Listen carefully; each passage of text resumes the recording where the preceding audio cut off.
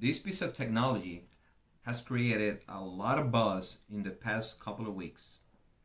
We've seen a lot of reviews about it, a lot of people not happy with it, some claiming about issues. Well, this is my take. Hello everyone, this is Season, and welcome back to another episode of Display and Tech Review. And this is the Surface Duo review, so stay tuned.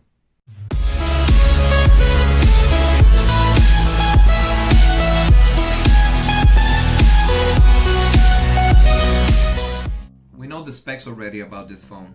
It's a Snapdragon 855 with a last generation top-end processor with plenty of power to tap into. It has two 5.6 inches OLED screens for those perfect blacks and great contrast. 4G LTE, no 5G, Bluetooth 5.0, 6 GB of RAM, 128 GB of storage, and an optional 256 GB for an extra $100.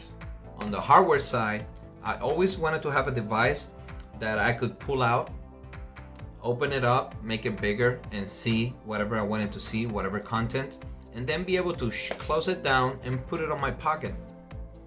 I couldn't do that with tablets. So for me, this form factor is amazing. The hinges are very nice and very well done. I am very impressed of how sturdy they are, how there's no shimmering, there's no loose feel, it's just tight. And they actually can stay in any type of angle and position that you put them. The build quality on this device is top end. The battery. Even with a 3500 milliamp battery to power these two screens, it lasted me all day. By the end of the day, I had over 25% of charge left.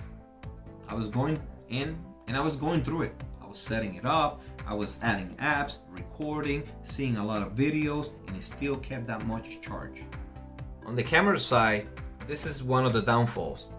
I mean, it's not a bad camera, and the picture colors are very accurate, though they tilt a little bit on the unsaturated side. The problem with this is the auto focus and the shutter speed, which is laggy, it's slow, and any sudden move will make the picture that you're taking get a little bit blurry. It doesn't have optical image stabilization, only electronic image stabilization. I guess Microsoft just wanted to keep the thin form factor as a priority and decided to, sacrifice the camera quality for it. Still, as a productivity device, the camera is well enough and good enough for those Skype calls, team calls, duo calls. Maybe the next generation Duo will cover this shortfall. Let's go with the software. Well, this is the big elephant in the room. Most reviewers are very hard on the new devices nowadays and nitpick anything to make you believe the device is half-baked. I do agree to some extent on some of those issues, but we have to remember that we are dealing with a new device form factor / category, and things will improve with software updates. The hardware is not limited thanks to its powerful processor. There is some features to improve, but some can be fixed by doing some easy changes now. For example, like most, having issues with the screen freezing or laggy response with the swipe gestures, I was able to minimize those issues by just changing the swipe gestures for the 3-button navigations. And what's even cooler is that when the 3-button navigation is enabled, the center home button still allows you to drag and push the app to whatever side of the screen you want, and even center, put it on the center. What was old is new again, with a twist.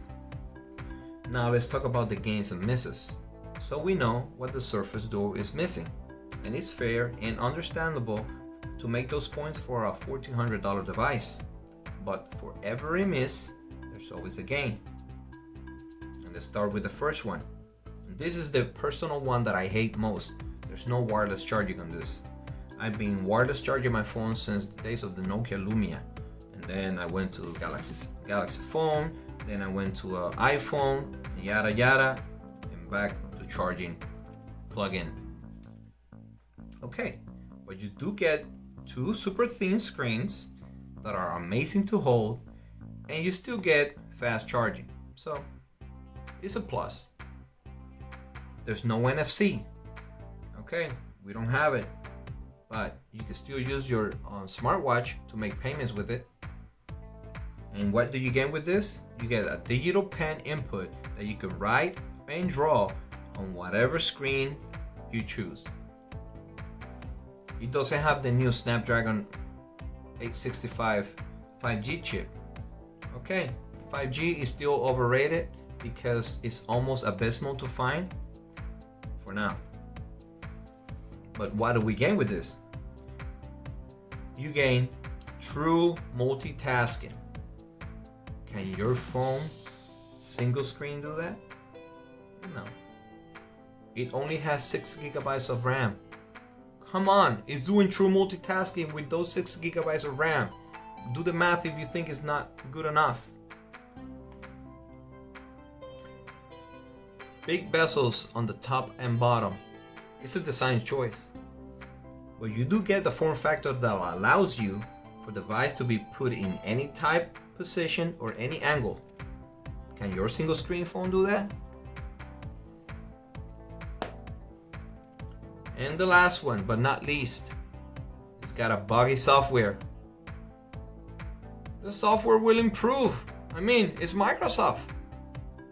So for this form factor, there's no real name for it. And I did some research on what is called when you bend a piece of paper, pages are created. Just like when a book is created, those pages are used for that. And on the contrary to other reviewers, my opinion is that this is a new redefined form or category device that Microsoft has brought to us.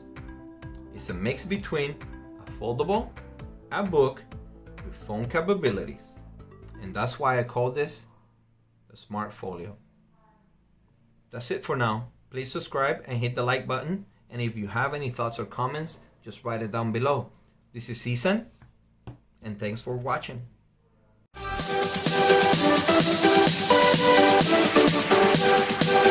Thank you.